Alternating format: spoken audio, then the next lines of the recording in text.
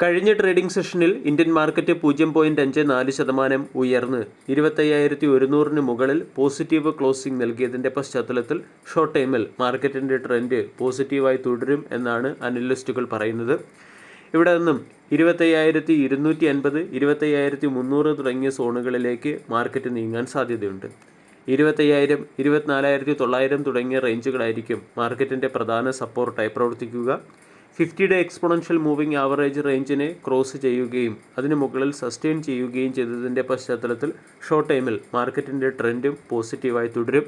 Near ടൈമിൽ 25,500, 25,600 തുടങ്ങിയ ലെവലുകളാണ് അനലിസ്റ്റുകൾ predict ചെയ്യുന്നത്.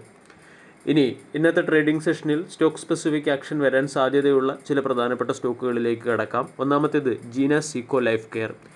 Genus Eeco life care Jammu കാശ്മീരിൽ 40 ബെഡും 22 റൂമുമുള്ള പുതിയ ഒരു ഹോസ്പിറ്റലിൻ്റെ കൊമേഴ്സ്യൽ പ്രവർത്തനം ആരംഭിച്ചിട്ടുണ്ട്. അതുകൊണ്ട് ജീനസ് ഈക്കോ ലൈഫ് കെയർ എന്ന സ്റ്റോക്കിനെ ഫോക്കസ് ചെയ്യാവുന്നതാണ്.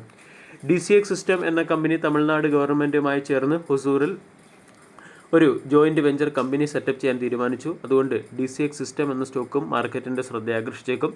വേദാന്തയുടെ സബ്സിഡറി കമ്പനിയും സെപ്കോ ഇലക്ട്രിക് പവർ കൺസ്ട്രക്ഷൻ കോർപ്പറേഷനും തമ്മിലുള്ള ലോങ് സ്റ്റാൻഡിംഗ് ഡിസ്പ്യൂട്ട്സ് ക്ലിയർ ആയതിൻ്റെ പശ്ചാത്തലത്തിൽ വേദാന്ത എന്ന സ്റ്റോക്കിനെ ഇന്നത്തെ ട്രേഡിംഗ് സെഷനിൽ ഫോക്കസ് ചെയ്യാം.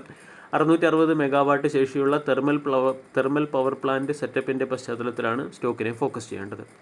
എഞ്ചിനീയേഴ്സ് ഇന്ത്യ എന്ന കമ്പനിക്ക് ആഫ്രിക്ക ബേസ്ഡ് ഫെർട്ടിലൈസർ കമ്പനിയിൽ നിന്നും 618 കോടി രൂപയുടെ ഓർഡർ ലഭിച്ചതിൻ്റെ പശ്ചാത്തലത്തിൽ എഞ്ചിനീയേഴ്സ് ഇന്ത്യ എന്ന സ്റ്റോക്കും മാർക്കറ്റിൻ്റെ ശ്രദ്ധ ആകർഷിച്ചേക്കും.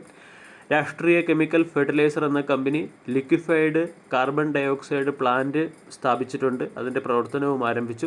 ഇതിൻ്റെ പശ്ചാത്തലത്തിൽ RCF അല്ലെങ്കിൽ രാഷ്ട്രീയ കെമിക്കൽ ഫെർട്ടിലൈസർ എന്ന സ്റ്റോക്കിനെയും ഇന്നത്തെ ട്രേഡിംഗ് സെഷനിൽ ഫോക്കസ് ചെയ്യാം. അപ്പോളോ ഹോസ്പിറ്റൽ, അപ്പോളോ ഹെൽത്ത് കെയറിൻ്റെ 30% സ്റ്റേക്കുകൾ 1,254 കോടി രൂപയ്ക്ക് അക്വയർ ചെയ്യാൻ തീരുമാനിച്ചിട്ടുണ്ട്.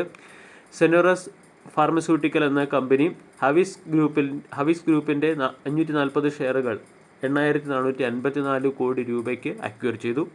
സീഗൽ ഇന്ത്യ എന്ന കമ്പനിക്ക് 468 കോടി രൂപയുടെ ഒരു കൺസ്ട്രക്ഷൻ പ്രോജക്റ്റ് ലഭിച്ചതിൻ്റെ പശ്ചാത്തലത്തിൽ സീഗൽ ഇന്ത്യ എന്ന സ്റ്റോക്കിനെയും ഇന്നത്തെ ട്രേഡിംഗ് സെഷനിൽ ഫോക്കസ് ചെയ്യാവുന്നതാണ്. ബ്ലൂ ജെറ്റ് ഹെൽത്ത് എന്ന കമ്പനിയുടെ പ്രൊമോട്ടർ കമ്പനിയുടെ 6% സ്റ്റേക്കുകൾ OFS വഴി സെൽ ചെയ്യുകയാണ്. അതുകൊണ്ട് ബ്ലൂ ജെറ്റ് ഹെൽത്ത് എന്ന സ്റ്റോക്കിനെയും ഫോക്കസ് ചെയ്യാം. റെലിഗർ എൻ്റർപ്രൈസസ് എന്ന കമ്പനി കൺവെർട്ടബിൾ വാറൻറ്റ് വഴി 235 രൂപ പെർ ഷെയർ എന്ന റേറ്റിൽ 1,500 കോടി രൂപയുടെ ഫണ്ട് റൈസ് ചെയ്യാൻ തീരുമാനിച്ചു. ASM technology ESDM related design lead manufacturing company setup ചെയ്യുന്നതിന് വേണ്ടി 250 കോടി രൂപയുടെ ഇൻവെസ്റ്റ്മെൻറ്റ് തമിഴ്നാട്ടിൽ നടത്തിയേക്കും. അതുകൊണ്ട് ASM ടെക്നോളജി എന്ന സ്റ്റോക്കിനെയും ഇന്നത്തെ ട്രേഡിംഗ് സെഷനിൽ ഫോക്കസ് ചെയ്യാം. ACME സോളാർ എന്ന കമ്പനി AK റിന്യൂവബിൾ ഇൻഫ്ര എന്ന കമ്പനിയെ അക്വയർ ചെയ്യുന്നതുമായി ബന്ധപ്പെട്ട അപ്ഡേറ്റ് മുമ്പ് വന്നിരുന്നു. ഈ അപ്ഡേറ്റിൽ നിന്നും ACME സോളാർ എന്ന കമ്പനി പിൻവാങ്ങിയതായിട്ട് അറിയിച്ചിട്ടുണ്ട്. ഇതിൻ്റെ പശ്ചാത്തലത്തിൽ ACME സോളാർ എന്ന സ്റ്റോക്കിനെ ഇന്നത്തെ ട്രേഡിംഗ് സെഷനിൽ ഫോക്കസ് ചെയ്യാം.